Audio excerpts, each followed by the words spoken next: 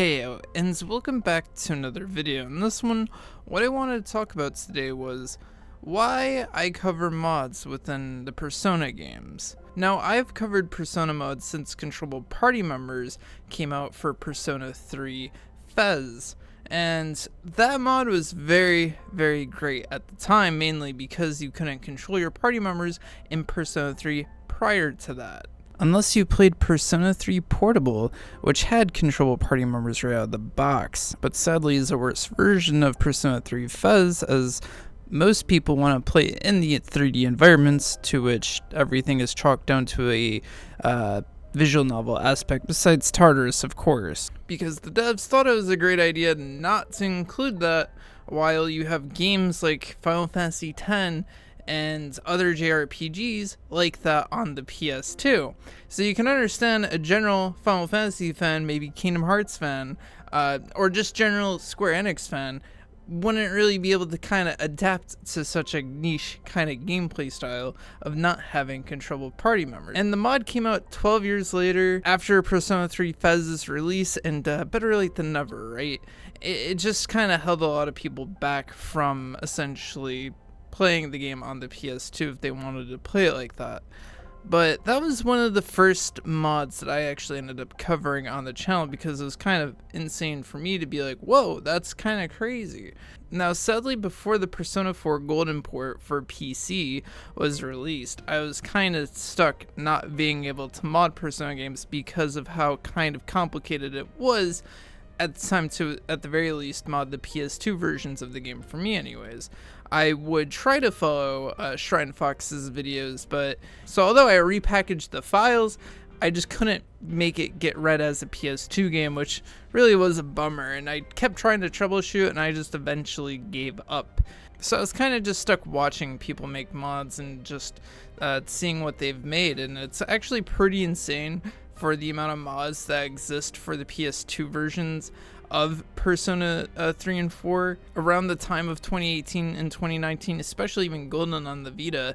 It really was kind of something that I kind of saw. I was like, oh damn, I really want to do this because this seems really cool. And so sadly, I was kind of stuck to watching Persona mods be made, or their creations, rather than playing them and showcasing them, because I just couldn't repackage the files into a proper PS2 game. But Shrine Fox was one of the first people and the main people I actually ended up watching during that period of 2018, 2019, when I seen mods coming out. Now, I guess I'm so dedicated, I stayed and waited until Persona was released on PC, and finally I was able to cover these mods. But regardless to say, that period was a bit rough, but I do know one mod that I do have a ISO of, and that is Persona 3 Full Moon. And that essentially, I'm sure that there's a bit of other tweaks in it, but the main thing is, and I do believe it came with other patches in it, that it had the anime movie cutscenes replaced with the cutscenes that came with Persona 3 Fez, which was a very cool thing at the time, because it kind of gave you a remastered look into it. And I do know that there are better mods out there, especially with the use of Emulous, which debuted when Persona 4 Golden came out on Steam, at least from what I'm aware of. I'm sure there's early things going on in the background, but that's when they released it, and I made a crappy tutorial. I still feel kind of terrible that I was covering that package manager in its infancy and giving a tutorial and putting text on screen, flashing it. It was definitely a trip. I ended up removing that tutorial, but man, growing pains with making YouTube videos. Now, finally having Emulous, I believe, kind of mainstreamed how mods somewhat worked with Persona 4 Golden, and especially loading them and creating other people's mods. Now, I could be misthinking, but I do believe it did use Reloaded 2, and kind of vice versa. I think you kind of have to link the app for it to use Emulous, so on and so forth.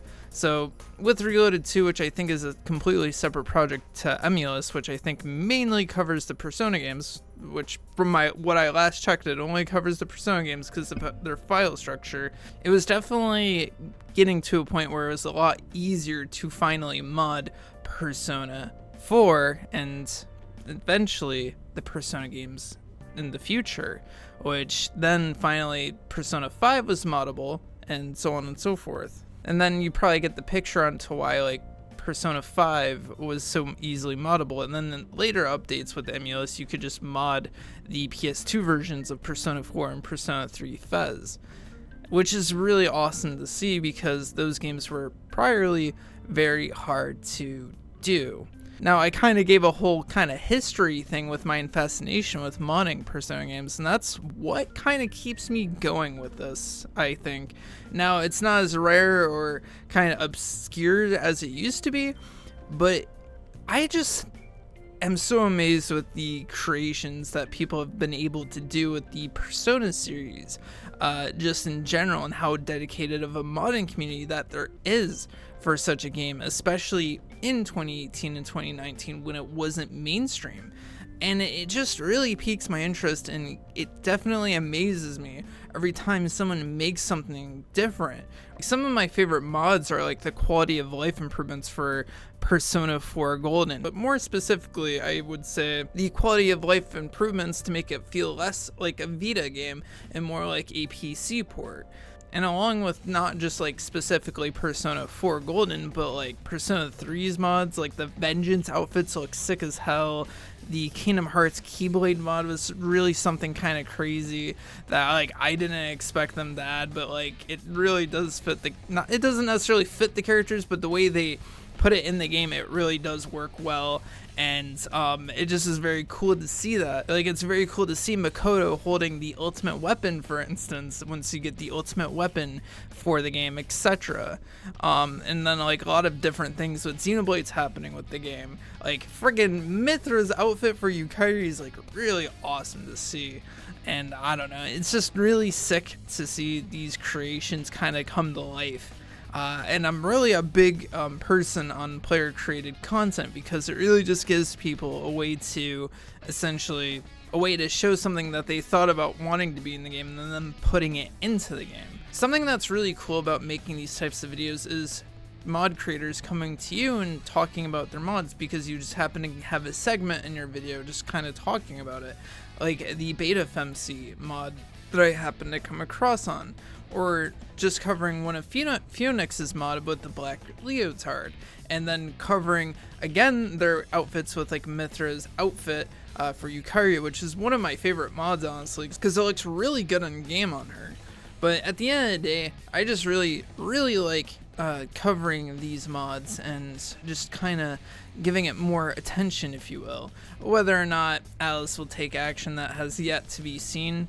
For the most part, it doesn't seem like they do, from what I gather anyways. Shrine Fox actually in DMs on Twitter did warn me that Atlas would randomly strike his videos, but kind of what I got from it is that, especially with his site that he runs, I think one of the things that he did to kind of get a DMCA was link directly to a site that had, let's just say, the prototype files, which might just be an auto trigger for Alice to be like, take this down. But then he did show me that he did get like kind of random claims, but weirdly enough I haven't gotten any, despite the mods that I have covered with the game. So as of now, I think it's okay, or at the very least I haven't hit the attention of any higher ups at Atlas, which I hope they're okay with because they have not taken down any mods to begin with, and especially like the FMC project has a ton of traction on it. So I hope I'm in decent praises, like I'm not covering mods for malicious intent, so but with that being said, I hope you guys kind of enjoyed this video. At the end of the day, I figured this was a great video to come back on, as I've been dealing with a lot. I don't know if I should make an own separate video on that, but I think kind of making these types of videos is a bit more of a healthy thing than kind of dealing with what I was kind of still dealing with and was dealing with, but I just can't get distressed from it anymore, if you will. So if you guys enjoyed this video, please leave a like, and I will see you guys in the next one. Peace.